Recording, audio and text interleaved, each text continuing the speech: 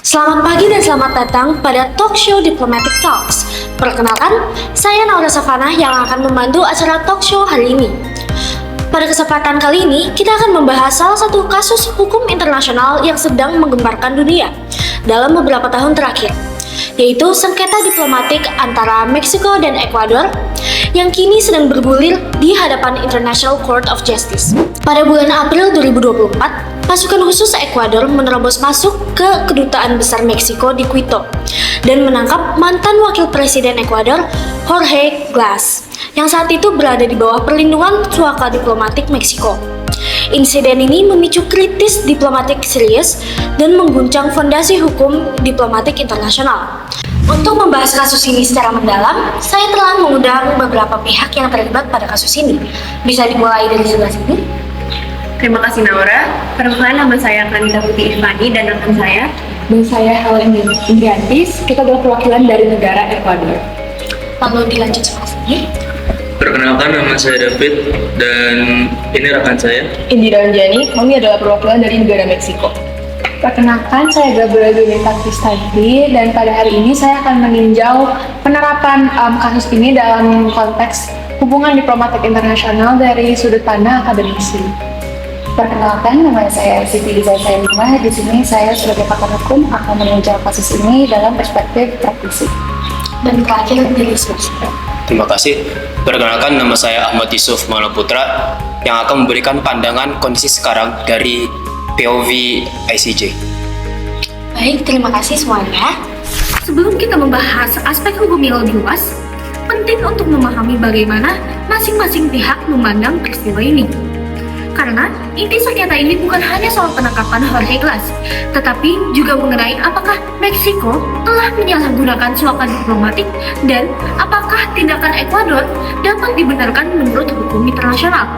Untuk itu, kita akan mendengar terlebih dahulu pandangan dari pihak Ekuador. Saya persilakan kepada Konita dan Helen untuk menjelaskan posisi negaranya dalam kasus ini. Silakan. Terima kasih kepada Naura. Posisi Ekuador di sini itu sangat jelas. Pemberian suaka diplomatik oleh Meksiko kepada Jorge Glass adalah tindakan yang tidak sah menurut hukum internasional. Jorge Glass ini bukan merupakan seorang politik. Beliau adalah mantan pejabat negara yang telah 2 kali divonis bersalah atas tindak pidana korupsi oleh pengadilan Ekuador yang sah dan independen. Putusan ini bukan produk dari persekusi politik, melainkan hasil dari hukum yang legitim yang telah melalui seluruh tingkatan peradilan yang berlaku di negara kami. Tidak ada dasar faktual maupun hukum yang dapat membenarkan klaim bahwa Jorge Glass adalah korban penganiayaan politik yang membutuhkan perlindungan internasional. Konvensi Wina 1961 khususnya pasal 41 mewajibkan negara pengirim untuk menghormati hukum dan peraturan negara penerima serta tidak mencampuri urusan internal negara tersebut. Kewajiban ini bersifat mutlak dan tidak dapat dikesampingkan atas dasar pertimbangan politik sepihak. Ketika Meksiko memutuskan untuk secara aktif melindungi dan menolak menyerahkan terpidana kepada kami, mereka telah secara terang-terangan melanggar kewajiban tersebut. Tindakan Meksiko yang secara aktif ini melanggar yudisial Ekuador, sesuatu yang tidak dapat ditoleransi dalam tata hukum internasional manapun. Bahkan jika kita merujuk pada konvensi Saracas yang telah mengatur suaka diplomatik ini tidak sesuai karena secara tegas konvensi Saracas ini mengecualikan pemberian suaka bagi mereka yang dituduh atau telah dihukum atas kejahatan. Sekian dari saya, terima kasih. Nah, juga Ekuador berdiri sini untuk memastikan bahwa konteks penuh dari peristiwa ini tidak diabaikan. Sebelum insiden 5 April 2024, kami telah menempuh seluruh jalur diplomatik yang tersedia dengan itikat baik. Pada 29 Februari 2024, kami secara resmi meminta akses untuk melaksanakan surat perintah penangkapan yang sah terhadap Jorge Glass. Namun, permintaan tersebut ditolak. Kami juga telah berulang kali menyatakan bahwa suaka yang diberikan Meksiko tidak sah menurut konvensi Caracas 1954. Perjanjian secara tegas menetapkan bahwa suaka diplomatik hanya dapat diberikan kepada individu yang menghadapi persekusi atas alasan politik, bukan kepada mereka yang telah divonis oleh pengadilan yang sah atas tindak pidana korupsi. Jorge Glass telah 2 kali divonis bersalah oleh pengadilan Ekuador. Ini bukanlah hanya tahanan politik, ini adalah terpidana kriminal. Konvensi Caracas yang dirancang untuk melindungi individu seperti ini dan pemberian suaka dalam kondisi demikian bertentangan dengan semangat serta ketentuan perjanjian itu sendiri. Namun Meksiko tetap mengabaikan keberatan resmi kami dan bahkan mengajukan permintaan cease conduct seolah Ekuador wajib mengakui legalitas tindakan yang sejak awal kami pandang bertentangan dengan hukum internasional. Maka kebuntutan yang terjadi bukan semata-mata akibat tindakan Ekuador, melainkan juga akibat keputusan Meksiko untuk menutup setiap pintu penyelesaian yang kami ketuk. Kami memahami bahwa tindakan kami pada 5 April telah menjadi pokok sengketa dalam perkara ini. Namun, upaya diplomatik penuh itikat baik yang telah kami tempuh tidak boleh diabaikan. Baik, terima kasih atas perwakilan dari Ekuador atas penjelasannya. Dari pemaparan tadi, kita dapat melihat bahwa Ekuador menilai tindakan yang mereka lakukan dilatar belakangi oleh upaya menegakkan hukum nasional dan memastikan bahwa proses peradilan terhadap Jorge Glass tetap berjalan. Ekuador juga beranggapan bahwa pemberian suaka diplomatik oleh Meksiko merupakan bentuk penyalahgunaan fungsi misi diplomatik serta intervensi terhadap urusan negerinya. Namun, seperti yang kita ketahui, dalam sengketa hukum internasional hampir selalu terdapat lebih dari satu sudut pandang. Apa yang dipandang sebagai penegakan hukum oleh suatu negara namun dipandang sebagai pelanggaran terhadap kewajiban internasional oleh negara lain. Dalam kasus ini, Meksiko justru menilai bahwa tindakan aparat Ekuador telah melanggar prinsip-prinsip dasar hukum diplomatik, khususnya terkait perlindungan terhadap gedung dan personel diplomatik. Untuk memahami bagaimana Meksiko membangun argumentasi hukumnya dan mengapa mereka membawa sengketa ini ke International Court of Justice, saya persilakan David dan Indra dari perwakilan Meksiko untuk menyampaikan pandangannya. Silakan. Baik Naura, terima kasih banyak atas kesempatannya. Saya di sini hanya ingin menyampaikan dan meneguhkan kembali sebagai perwakilan negara Meksiko bahwa apa yang telah terjadi pada tanggal 5 April 2024 merupakan sebuah pelanggaran terhadap kewajiban internasional yang serius dan tidak dapat dibenarkan dengan alasan apapun. Tindakan pasukan khusus Ekuador yang mencoba masuk ke dalam kedutaan besar milik Meksiko jelas merupakan pelanggaran terhadap pasal 22 ayat 2 VCDR yang menyatakan bahwa gedung misi diplomatik tidak boleh digabungkan atau bersifat inviolable. Bahkan lebih lanjut, tindakan pasukan khusus Ekuador yang merupakan wakil kepala misi diplomatik Meksiko saat mencoba menerobos masuk ke dalam gedung kedutaan juga merupakan pelanggaran terhadap pasal 29 VCDR yang mengatur terkait hak imunitas dan perlindungan mutlak bagi seorang diplomat. Meskipun kemudian Ekuador berdalil bahwa Meksiko telah mencampuri urusan dalam negeri Ekuador dengan menyalahgunakan fungsi kedaulatannya dan kedutaannya untuk melindungi Jorge Glass dari proses hukum pidana Ekuador, hal tersebut tidak menghapuskan pertanggungjawaban negara Ekuador atas penerobosan kedutaan besar Meksiko. Hal tersebut disebabkan karena prinsip inviolability yang terdapat dalam VCRD bersifat mutlak dan tidak dapat dibatalkan dengan alasan apapun. Bahwa Meksiko juga dikatakan telah melanggar hukum terlebih dahulu. Saya ingin menambahkan bahwa Meksiko memiliki dasar yang sah untuk memberikan suaka. Praktik suaka diplomatik telah diakui dalam hukum internasional, khususnya pada wilayah Amerika Latin, melalui Konvensi Caracas pada tahun 1954. Kami menilai bahwa situasi Glass memenuhi syarat untuk perlindungan tersebut. Dan meskipun Ekuador tidak setuju, pada akhirnya cara yang benar untuk menyelesaikan perselisihan ini adalah melalui mekanisme hukum internasional, bukan melalui aksi militer. Meksiko telah mengajukan gugatan kepada ICJ dan kami meminta professional measure. Kami percaya pada proses hukum yang sah. Baik, terima kasih kepada perwakilan Meksiko atas penjelasannya. Dari kedua pandangan yang telah disampaikan, kita dapat melihat bahwa masing-masing negara memiliki dasar hukum yang kuat. Ekuador menitik beratkan pada penegakan hukum nasional dan perlindungan terhadap kedaulatan negaranya. sedangkan Meksiko menekankan pentingnya penghormatan terhadap prinsip inviolability gedung diplomatik serta penyelesaian sengketa melalui mekanisme hukum internasional. Perbedaan pandangan inilah yang kemudian membuat kasus ini menjadi sangat menarik untuk dikaji. Sengketa ini tidak lagi hanya berbicara tentang siapa yang benar atau siapa yang salah dalam penangkapan Jorge Glass, tetapi juga menyangkut bagaimana prinsip-prinsip dasar hukum internasional diterapkan ketika terjadi benturan antara kepentingan dua negara. Lalu, bagaimana ICJ memandang benturan dua negara kepentingan tersebut? Apakah kasus ini hanya berdampak bagi Meksiko dan Ekuador? Atau justru dapat mempengaruhi stabilitas dan kepercayaan terhadap sistem diplomatik internasional secara keseluruhan? Untuk menjawab pertanyaan tersebut, saya persilakan kepada Yusuf untuk menyampaikan pandangannya dari perspektif organisasi internasional. Pada Yusuf, dipersilakan. Baik, terima kasih Naura atas kesempatannya.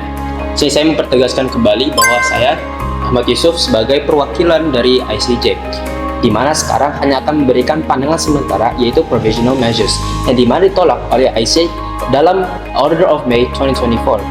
Di sini mereka memberikan pandangan di mana provisional measures ini tidak dikatakan tidak memberikan kategori urgensinya, sehingga karena Ekuador itu telah memberikan jaminan, yaitu secara tertulis bahwa segala hal yang sudah ada atau yang diminta untuk dilindungi sudah tetap dilindungi, oleh dimana mereka sudah memberikan jaminan tersebut oleh bentukan tertulis yang seperti tadi. Lalu di sini juga kami dapat memberikan pendapat bahwa di sini tuh tadi Anda memberikan pertanyaan kalau apakah stabilitas atau kepercayaan dalam sistem diplomatik ini akan berubah. Tentu saja berubah, tapi tidak berubah secara kepercayaan. Namun perubahan karena adanya presiden baru, di mana Ekuador dan Meksiko ini memberikan presiden baru, di mana apakah diplomatik imunitas itu dapat dipatahkan oleh kepentingan nasional. Di sini itu sangat amat penting, dan kami sebagai ICJ yang harus netral sehingga stabilitas hukum diplomatik ke depannya agar tetap mendapatkan kepercayaan oleh warga masyarakat internasional.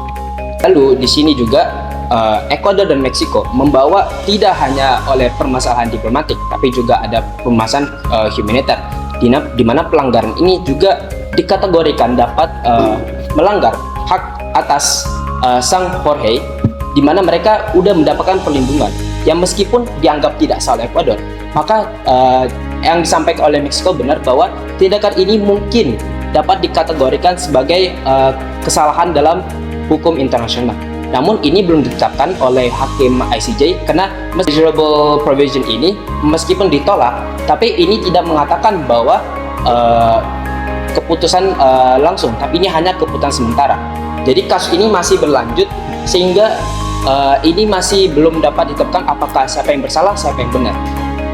Dan di sini juga karena kasusnya berlanjut, maka ada beberapa putusan dari ICJ, order yang terakhir yaitu berupa Februari, di mana dikatakan bahwa Meksiko dapat memberikan reply paling lambat atau penyampaian tersebut pada tanggal 25 Februari 2026, lalu dapat dibalaskan atau di-reply oleh pihak Ekuador pada tanggal 25 Februari 2027. Mungkin sekira dari situ saja dari pandangan ICJ. Terima kasih. Baik, terima kasih Yusuf atas pemaparannya.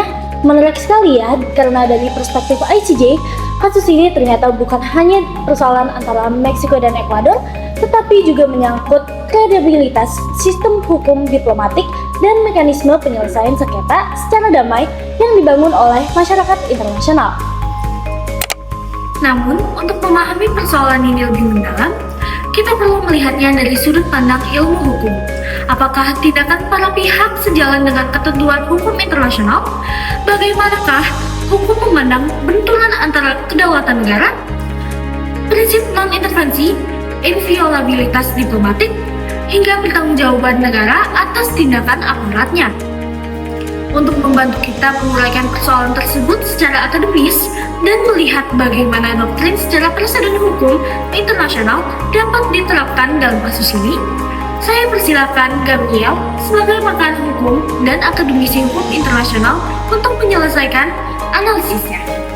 Baik, terima Terima kasih Naura. Dari aspek akademisi, kasus antara Meksiko dan Ekuador merupakan pembenturan dua kepentingan hukum.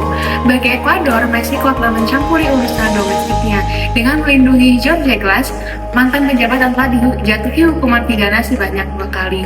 Ekuador menilai pemberian suaka oleh Meksiko melanggar pasal 3 Konvensi Caracas yang membatasi pemberian suaka bagi pelaku tindak pidana umum, serta bertentangan dengan pasal 41 ayat 1 yang Konvensi Wina yang mewajibkan perwakilan diplomatik untuk tidak mencampuri urusan internalnya.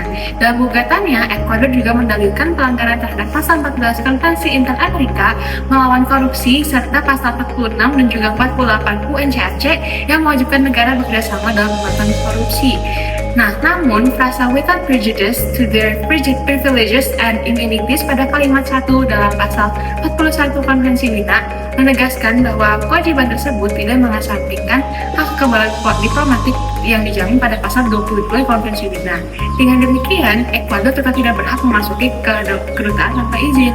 Sebaliknya, tindakan Ekuador dinilai melanggar pasal 22 Konvensi Wina yang menjamin inviolability gedung perwakilan diplomatik yang melarang aparat negara penerima masuk ke dalam wilayah kedutaan tanpa izin dari kepala negara.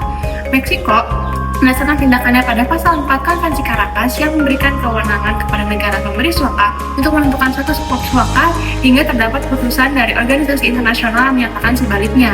Oleh karena itu, Ekuador tetap tidak bisa untuk mengambil putusan sepihak seperti itu. Boleh dilanjut, Iza sebagai pakar praktisi. Sebagai lanjutan, sebagai praktisi Naura, nah dari sisi praktisi itu sendiri untuk memberikan tantangan yang dapat dilakukan, kita itu perlu memenuhi 2 elemen berdasarkan peristiwa, yaitu pertama, tindakan itu harus dapat diantisipasi negara dan tindakan itu harus melanggar kewajiban internasional. Dalam kasus ini, kedua elemen tersebut terpenuhi secara jelas untuk tindakan Ekuador, yaitu Satuan Kepolisian Khusus Ekuador mengembangan kedudukan Meksiko yang bertindak atas perintah otoritas eksekutif, dan Presiden Daniel Noboa secara terbuka mempertahankan tindakan tersebut di hadapan publik internasional. Oleh karena itu, berdasarkan pasal 4 Arsipa, perilaku organ negara maupun merupakan perbuatan negara dalam hukum internasional sehingga unsur atribusi Ekuador terpenuhi secara tidak terbantahkan. Dan juga VCDR atau Vienna Convention pada pasal 22 dan 29 yang sudah dijelaskan sebelumnya oleh Gabriel, di mana konvensi tersebut juga jelas dilanggar. Kemudian selanjutnya dari sisi praktisi juga dalam penyelesaian sengketa yang menjadi poin penting adalah apa yang bisa dilakukan Meksiko untuk menuntut kepada Ekuador sebagai bentuk reparasi dari tindakan yang diperbuat oleh Ekuador. Dalam bentuk reparasi terdapat 3 bentuk, yaitu restitusi, kompensasi, dan satisfaksi.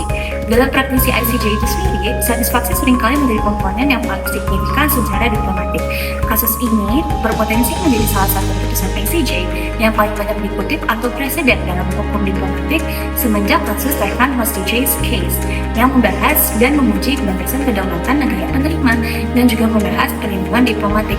Akan tetapi pada kasus ini tidak membahas lokal diplomatik secara langsung, sehingga dengan kasus seperti ini, ICJ dalam kasus ini akan memiliki kesempatan untuk mengisi kekosongan hukum dan memungkinkan menetapkan standar baru.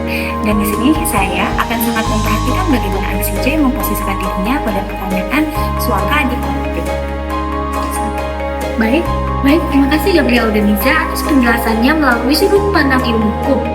Dari seluruh diskusi hari ini, kita dapat melihat bahwa kasus Meksiko versus Ecuador bukan hanya tentang penangkapan Jorge Glass, tetapi juga tentang bagaimana hukum internasional menghadapi benturan antara kedaulatan negara, suaka diplomatik, dan perlindungan terhadap gedung perwakilan diplomatik.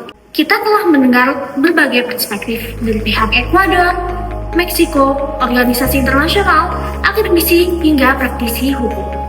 Masing-masing menunjukkan bahwa sengketa ini memiliki dimensi hukum yang kompleks dan tidak dapat dilihat hanya dari satu sudut pandang saja. Kita telah memasuki segmen ketiga, yaitu diskusi dan tanya jawab. Saya ingin memulai dengan satu pertanyaan mendasar yang rasanya masih menggantung sejak awal tadi. Untuk Gabriel, dari sisi akademisi, Anda menyebut bahwa prinsip inviolability dalam pasal 22 VCDR bersifat absolut. Namun, perwakilan dari Ekuador tadi berargumen bahwa Meksiko terlebih dahulu telah melanggar hukum internasional dengan memberikan suaka yang tidak sah. Apakah dalam doktrin hukum internasional, pelanggaran lawyer dari satu pihak dapat menjadi pembenar bagi tindakan balasan yang melanggar prinsip inviolability. Baik, terima kasih kawan. Pada prinsipnya, dugaan pelanggaran yang dilakukan oleh suatu negara tidak secara otomatis menjadi alat pembenar bagi negara lain yang melakukan tindakan yang juga bertentangan dengan kewajiban internasional. Sekalipun Ekuador berpendapat bahwa Meksiko melakukan hukum internasional oleh pemberian suaka kepada Honduras, hal tersebut tidak serta-merta memberikan hak kepada Ekuador untuk mengabaikan kewajibannya berdasarkan konvensi Mina yang telah dibahas sebelumnya. Namun, saya juga perlu menekankan di sini bahwa perdebatan mengenai legalitas suaka yang diberikan Meksiko tetap merupakan isu hukum yang relevan dan mungkin dapat ditinjau secara terpisah dari kasus ini. Oleh karena itu, menurut saya, dugaan pelanggaran oleh Meksiko dapat menjadi dasar bagi Ekuador untuk mengajukan keberatan atau klaim untuk Meksiko, tetapi tidak dapat dijadikan alasan juga untuk menyimpangi prinsip inviolability yang dilindungi dalam pasal 22 FCR. Pada akhirnya, penilaian mengenai hal tersebut merupakan kewenangan oleh Mahkamah Internasional berdasarkan fakta dan argumentasi hukum yang diajukan oleh kedua pihak. Maka dari itu, mengingat prinsip two wrongs do not make a right, dalam hukum internasional, dugaan pelanggaran oleh suatu negara pada umumnya tidak menghapus kewajiban negara lain untuk tetap mematuhi kewajiban internasional sendiri seperti itu. Baik, terima kasih Gabriel atas pertanyaannya. Respon yang sangat jelas dari sisi akademisi. Untuk selanjutnya, pertanyaan kedua, saya ingin memberikan kesempatan kepada perwakilan Ekuador untuk menanggapi hal ini. Bagaimana posisi Ekuador terhadap argumen bahwa countermeasures tidak dapat digunakan untuk membenarkan penipuan pintu tentang. Baik, terima kasih kepada Naura dan terima kasih kepada Gabriel atas penjelasannya yang sangat komprehensif.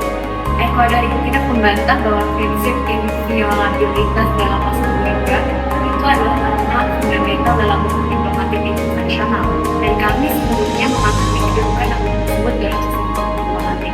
Namun yang perlu diluruskan adalah Ekuador tidak pernah mengklaim bahwa tindakan 5 April 2024 adalah pembalasan yang dibenarkan atas pelanggaran Meksiko. Yang Ekuador tegaskan adalah bahwa pertanggungjawaban dalam kasus ini tidak dilihat secara sepihak. Arsiwa 2001 mengatur bahwa ketika kontribusi uang okupasi satu pihak secara langsung berkontribusi terhadap situasi yang terjadi, hal itu menjadi merupakan mitigasi yang sah dalam menemukan tanggung jawab dan reparasi. Menambahkan apa yang disampaikan, sejak Desember 2020, dapat pemberian tindakan Meksiko kepada pertemuan Indonesia pemberian suap yang tidak sesuai pasal 3 Konvensi Caracas, penggunaan Indonesia yang melanggar pasal 4 Konvensi Mina, serta intervensi dalam urusan domestik Ekuador. Ekuador merespon melalui jalur resmi, nota diplomatik, permintaan verbal eksekusi surat penangkapan, deklarasi persona non grata, namun semuanya diabaikan. Ketika safe conduct diumumkan dan jurisdiksi kami terancam hilang permanen, tidak ada mekanisme hukum yang dapat bekerja cukup cepat. Sebagaimana Gabriel tegaskan, ada soal hukum dalam kasus ini. Kami meminta keduanya dinilai secara berimbang, bukan hanya 1 Maret di April 2024, tanpa mempertimbangkan 4 bulan dan 6 bulan. Baik, terima kasih atas responnya dari pihak Ekuador. Poin yang sangat menarik dari perwakilan Ekuador. Selanjutnya untuk David dari sisi Meksiko, bagaimana Anda merespon argumen bahwa Ekuador tidak memiliki pilihan lain setelah seluruh jalur diplomatik ditutup? Jadi dengan hormat kami dari tim Meksiko ingin menyampaikan bahwa memang dalam pasal 3 Konvensi Undang-Undang Indonesia tindak pidana yang bersifat umum tidak bisa diberikan suaka diplomatik. Akan tetapi dalam pasal 4 dijelaskan di Konvensi Caracas itu bahwa negara yang memberikan suaka diplomatik berhak untuk menentukan apakah ini merupakan tindak pelanggaran umum atau tindak pelanggaran politik, sehingga dari Meksiko sendiri menilai bahwa tindakan yang dilakukan oleh Honduras tetap merupakan tindakan politik, sehingga pemberian suaka diplomatik oleh Meksiko menjadi sah menurut hukum internasional. Justru jika negara Ekuador ingin melepaskan suaka diplomatik tersebut, seharusnya melalui mekanisme yang sesuai dengan piagam PBB. Dan perlu diingat bahwa wakil kepala divisi kami, Roberto Pacheco Martinez, bukan secara fisik saat mencoba menghalangi masuknya aparat Ekuador. Ini bukan sekedar pelanggaran terhadap definisi, ini adalah pelanggaran terhadap inviolabilitas personil diplomatik yang dijamin kepada pasal 23 CDR. Tidak ada keadaan apapun yang dapat menghindarkan tindakan kekerasan terhadap seorang diplomat. Baik, terima kasih atas jawabannya dari pihak Meksiko sama insightful banget ya. Selanjutnya, Yusuf, dari perspektif ICJ, apakah mekanisme yang ada saat ini sudah cukup untuk mencegah insiden seperti ini di masa depan? Mekanisme hukum sebenarnya ada dan sudah cukup komprehensif dalam CDR, Konvensi Caracas, serta mekanisme ICJ. Masalahnya bukan pada kekuasaan hukum, melainkan pada political will untuk mematuhinya. Yang dibutuhkan ke depan adalah penegasan kembali oleh ICJ bahwa pelanggaran terhadap inviolability gedung misi tidak akan pernah dapat dibenarkan oleh alasan apapun, dan bahwa konsekuensi hukum nyata dapat dipaksakan. Keputusan ICJ dalam perkara ini akan menjadi sinyal penting bagi seluruh komunitas internasional, sehingga dalam sini juga mendapat memberikan presiden baru dalam dunia internasional. Baik, terima kasih banyak atas jawabannya, Yusuf. Selanjutnya untuk Iza, sebagai penutup dari segmen diskusi kali ini, dari sudut pandang sebagai praktisi, apa yang paling penting untuk diperhatikan oleh International Court of Justice dalam memutus perkara ini? Baik, dari sudut pandang saya sendiri sebagai praktisi, hal terpenting yang harus ICJ tegaskan adalah bahwa inviolabilitas gedung misi dan legalitas pemberian suaka adalah dua pertanyaan hukum yang sepenuhnya independen. Pertanggungjawaban Ekuador atas pencabulan fisik terhadap gedung kedutaan itu bersifat tidak bersyarat. Ia tidak bergantung pada apakah ICJ kelak menyatakan suaka yang diberikan Meksiko sah atau tidak. Sementara pertanggungjawaban Meksiko sendiri apabila memang ada, sepenuhnya akan bergantung pada penafsiran ICJ nanti terkait pegangan atas pasal 3 dan pasal 4 dari konversi Caracas. Nah, apabila ICJ dapat menyelesaikan kedua pertanyaan ini secara tegas, putusan ini bakal menjadi presiden yang sangat kuat dan akan memperkokoh fondasi hukum diplomatik internasional pada generasi mendatang. Baik, terima kasih banyak atas jawabannya, Iza, sebagai praktisi. Baik, kita sudah berada di ujung acara pada hari ini. Terima kasih kepada narasumber sudah menghadiri talk show Diplomatic Talks pada kali ini. Terima kasih juga atas pandangan yang sangat berharga dan analisis yang mendalam.